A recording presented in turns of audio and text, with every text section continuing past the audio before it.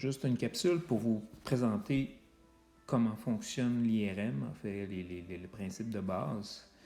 Alors, on commence toujours avec l'IRM, dans le fond, c'est un gros aimant.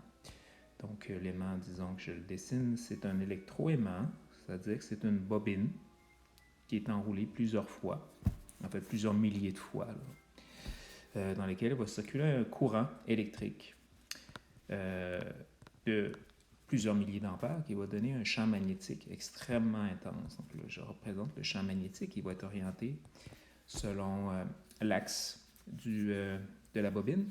Et il peut être soit de la tête aux pieds ou des pieds à la tête, peu importe. Donc ça, c'est le champ magnétique.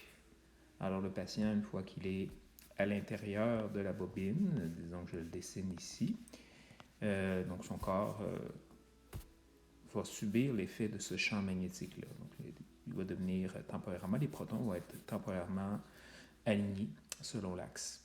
Et cet état-là, c'est ce qu'on appelle l'état d'équilibre. La première étape, en fait.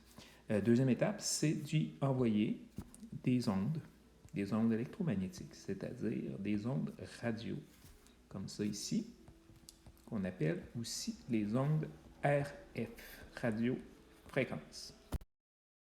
Ces ondes-là vont avoir pour effet d'exciter, donc c'est la deuxième phase, exciter les protons, les amener à s'aligner dans la direction contraire au champ magnétique.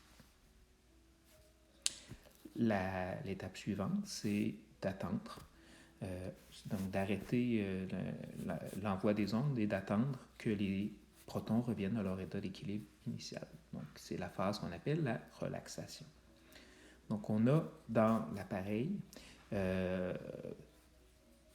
deux champs. Là. Il y a le champ magnétique lui-même qui est constant, en fait, qui est constant, mais qu'on va appliquer quand même des légères variations pour pouvoir aller chercher le signal d'une partie ou de l'autre du corps.